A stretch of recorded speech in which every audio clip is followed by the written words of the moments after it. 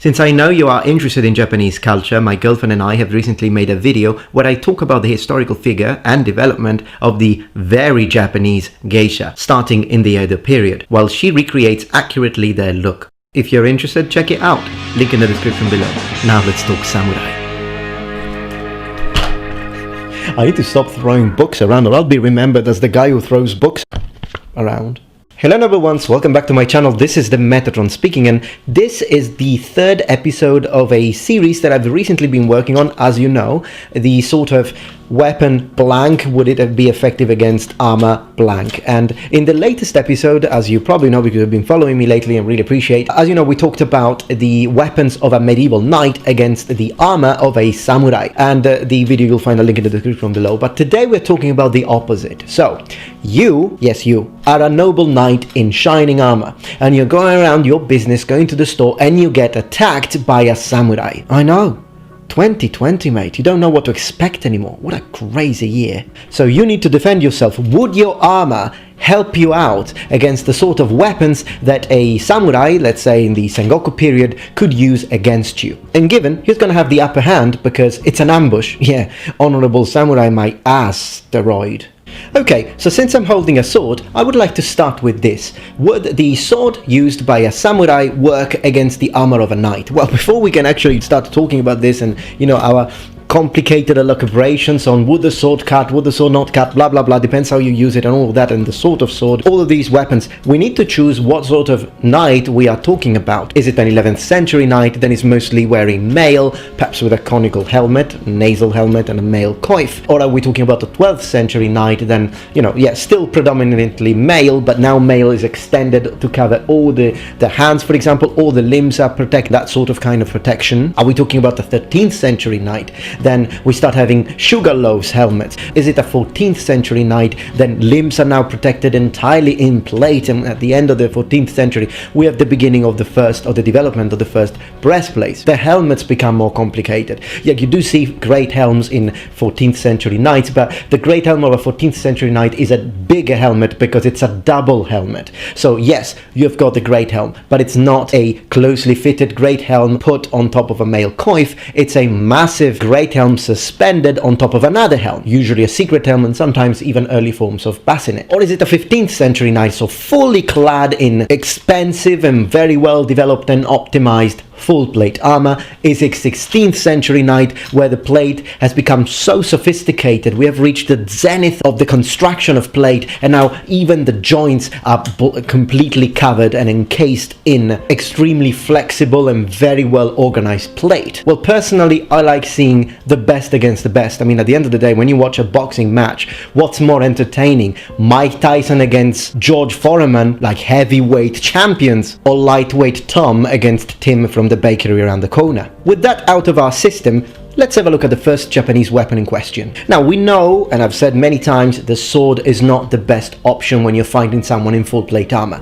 but it can be used. You could find yourself in a situation where, for whatever reason, you've got only a sword. Maybe you were using a poleaxe and you dropped it. Maybe you were using a warhammer, but it broke. You know, you smashed so many people that at the end of the day, it broke. It could happen. So let's say that all you have left with is a sword. Well, in the European Middle Ages, they would make swords work somehow. It would still not be the most optimal choice, but we do see in a lot of medieval treatises of combat between people in full plate armor that they were using swords, but they are using them in a very different way from what we usually see both in the media, so movies, and in video games. Now, if you want to see how swords were used, then I strongly suggest you to check out a channel I really like, I've just recently discovered, and it's called Pursuing the Knightly Arts. You will find a link in the description below. This is their logo. I love the animation to bits. I must have like rewatched the beginning of their videos like 15 times in a row. I just love it. I should really improve my own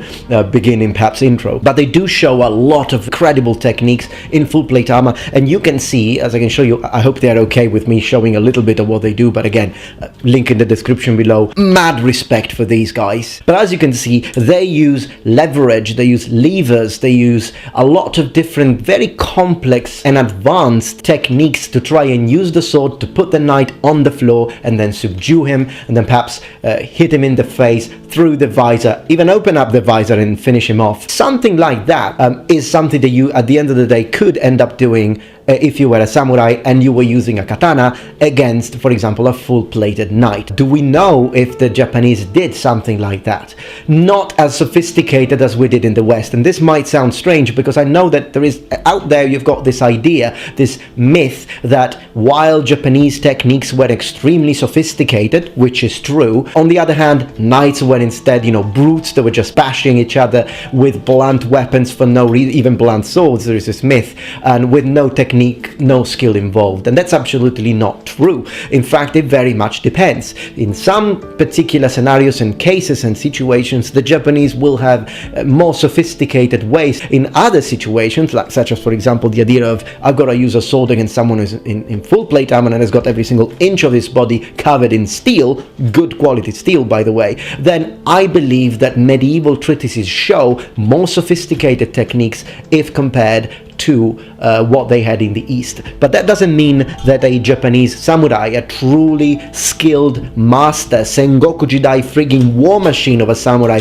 wouldn't know how to adapt. Of course, the moment they see a medieval knight, they immediately understand this guy, his armor is incredible. And we know for a fact that that's the first impression the Japanese had of, for example, Portuguese armor. Of course, this is a speculative video. It didn't happen, but it doesn't mean that we can't use accounts and information and data we have to try and draw lines that are probable, possible, and that make sense. For example, what did the Japanese do when they saw Portuguese guns? They copied them and they mass-produced them. So they were amazed by the technology, and even though it was foreign, they adapted, and they adapted very quickly. So much so you can literally draw a distinctive line between early Sengoku period warfare and late Sengoku period warfare, and you can see that the sort of warfare that you have after these are introduced is completely different than the sort of warfare that you had before these were introduced on the battlefield. We are talking about Oda Nobunaga managing to nullify the extremely powerful cavalry charge of the Takeda clan.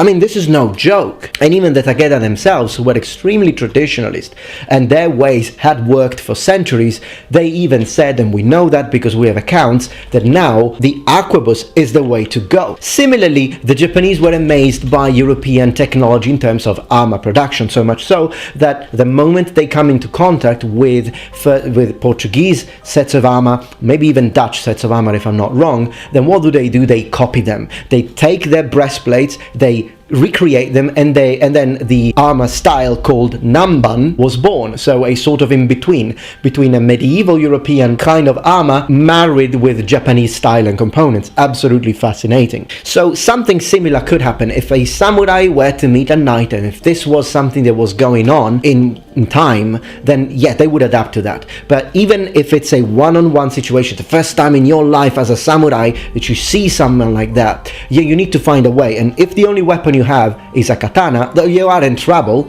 because it's not a good weapon at all to use against someone in full plate armor.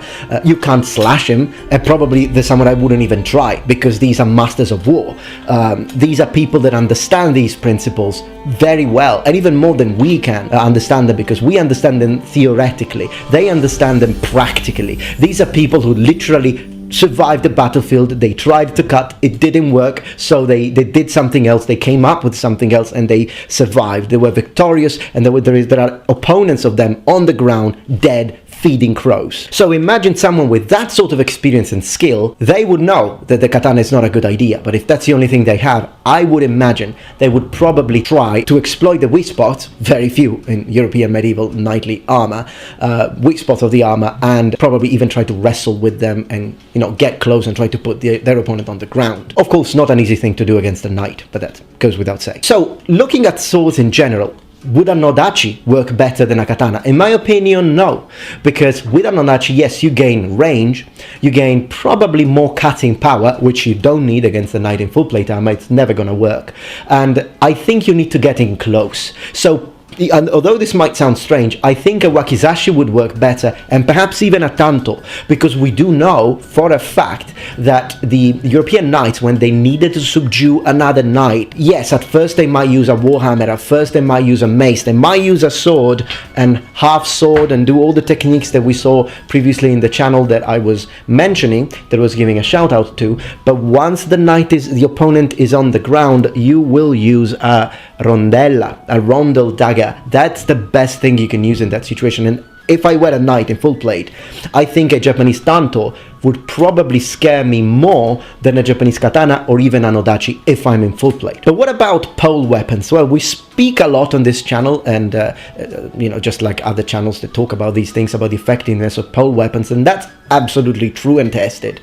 But in this case, a yari piercing a European set of armor, I'm gonna say no. Also because, I mean, look at this, and again, link in the description for using this small clip. This is what's going to happen for the majority of thrust-based weapons and cut-based weapons against an extremely well-made medium carbon steel suit of knightly armor. With a naginata, you do all your swing beautifully placed, very technical, still not going to do anything. So I think one of the weapons that probably is going to be a problem to deal with for a knight is the kanabo. And I've already spoken about this a little bit in the previous iteration, but in this case I'd like to focus a bit more on the kanabo and the tetsubo, so the full iron version. And you might be thinking, well, yeah, it's a blunt weapon, sure, it could be a problem, but the wooden one, it's wood against steel, steel would win, but even iron versus steel, wouldn't steel, it being harder than softer iron, completely nullify an attack with a tetsubo? Yes and no, because here is the thing. You see, the difference in quality, softness versus hardness, and hit treatment and normalization of steel, and all of these things are very important for metal armor up to a certain point, meaning that sure, a late medieval suit of medium carbon steel, high quality heat treated is going to be enormously superior and more performing than the exact same thickness in wrought iron. This goes without question.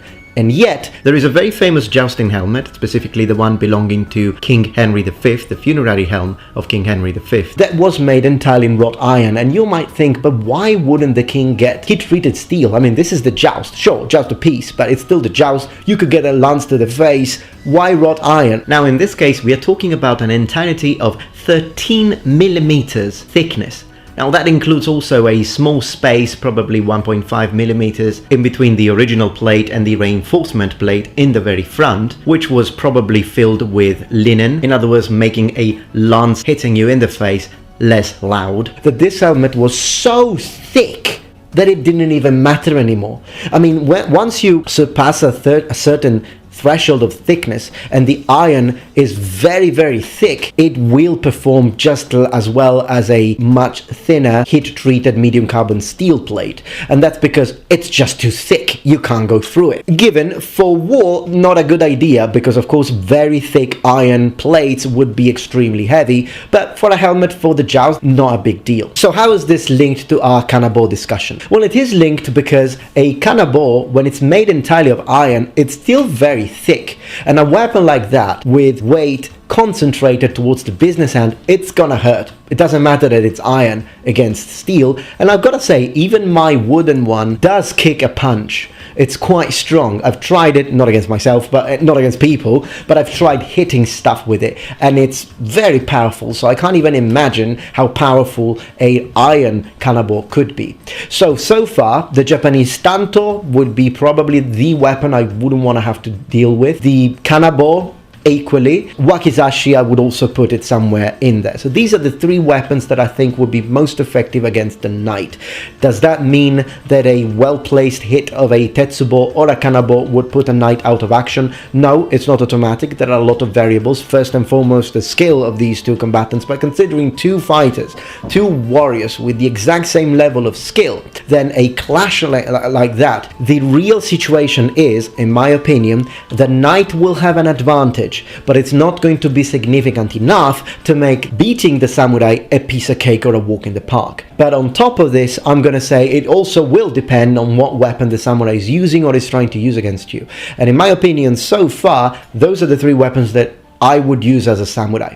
But what about a Tanegashima Teppo? Early gunpowder doesn't cancel out armor. And I'd like to expand a little bit on that. So a hit from a kanabo will not go through high quality medieval steel armor. Unless you get a lucky shot and you hit them like on the sides of the visor. But if you hit center and mass, it's not gonna happen. Now, of course, if you have a whole line of gunners against a whole line of knights charging, they did pull it off in Japan. It worked against charges of samurai in full armor. Historically, we know that they deployed lines of 3,000 gunners that would shoot in rounds of 1,000. So you can imagine that now it's a game, it's a mathematical game of statistics. You know, again, not all of those shots will go into center of mass. Perhaps some of those shots will hit the same place twice, 3 times, thrice, 4 times. Or perhaps they could hit you somewhere where you have got a thinner plate, because of course it's not equally thick everywhere. Also, you have to consider 2 more points in that case if we are considering sort of unit versus unit, which is different than single versus single. You also have to consider the discipline of the gunners, because they still have to have the courage to stand the line. If you have a full charge of knights coming towards you, and one of the problems with, for example, medieval warfare, and one of the reasons why medieval knightly charges were so effective is because the discipline of soldiers was quite low, so people will run away. It's not that a full wall of shields of infantry, which is highly disciplined, it's difficult to destroy with a charge, but they run away, they are afraid, and so that's when you completely dismember them. And that's why in late medieval period, one of the best ways to counter the charges of the French gendarmes, so I need to make a video on French gendarmes, my favorite kind of knight, who were extremely dreadful, but one of the things that worked was the Spanish technique pike and shot, in which you had a line of pikemen that were highly disciplined and were keeping the knights at bay, sort of nullifying their charge, and in the meantime you had a line of gunners that would shoot at them. So that combination really worked. Obviously, again, not always, but perhaps something like this together with some sort of breastwork or fortification could make it difficult for the knights to charge effectively. Again, not all the time. Still, I still believe that a late medieval charge of professional knights would probably go through lines of Japanese gunmen quite easily, but not always. So we do have to see that on a case-by-case situation. I think a knight would have an advantage against a samurai in a single one-on-one combat scenario, but the samurai could still win, also depending on what weapons he uses. In terms of units, terrain, weather need to be considered. Were the gunners expecting the charge? Was the charge a sort of an ambush? Anyhow, I'd like to know what you think, and also what weapon would you use if you were a samurai and had to fight a knight, and how would you respond if you were instead a knight in shining armor and you see a samurai coming towards you, for example with a kanabo or with a tanto? What weapon would you use to try and perhaps keep him at bay, or maybe overcome him and overpower him in a very close combat situation or combat scenario? Now, another thing I'd like to briefly mention is other forms of ranged weapons, for example bows, crossbows. Well, the crossbow wasn't really a thing in Japan. It was a thing in China, but it wasn't really a thing in Japan. But they did have bows, the yumi. So how would a yumi fare against a full suit of plate armor? Would it penetrate? Would it work? Would it be a problem? Or the yumi is a fantastic weapon. It worked very well on the fields of Japan, and yet the Japanese warlords decided to change to this. They started training gunners instead of training bowmen. And Japanese accounts, although this should probably be tested, but tell us that by the time a gunner could shoot once and reload, a skilled samurai archer could shoot 15 times. Now, we don't know if that's exaggerated, but I do believe that the sort of rate of fire, if you can call it like that, is going to be a lot slower with these than it is with archers. Also, an archer has no problems under the rain. A gunner does have problems under the rain. These consider they were based on snapshot arquebuses. If it rains, the black powder could get wet and this might stop functioning, and that's why in fact in Japan they actually create small boxes that can be put on top of the igniting section of the weapon that deals with the propellant to protect it from the rain so that you could shoot. So these do create problems. So why do the Japanese prefer these? Well, that is because it's a lot easier to train gunners. They are a lot less expensive to deploy. You don't need years and years of training, and arguably an arquebus ball will kill more easily than arrows. Particularly, it will be better at dealing with sort of low quality armor to some forms of medium quality armor. Against high quality armor, these don't really work, but against all the rest, absolutely. So since we know that something like this wouldn't work against high quality medium carbon steel heat treated medieval European armor, I doubt a Yumi would. Feel free to disagree, but in my opinion, if you're a samurai and you need to take on a knight, you need to get in close. Well, let me know in the comments below, and I hope that you enjoyed this brief video. Is it brief? I don't know, but this video. And if you like the series and you want to see something else, well, let me know. Maybe give me some suggestions. Let's see what else we can make. As always, thank you very much, Noble Ones, for watching. And if you're not yet a member of this community, become a Noble One. Subscribe to my channel for more content from the Metatron. And remember, the Metatron has spread its wings.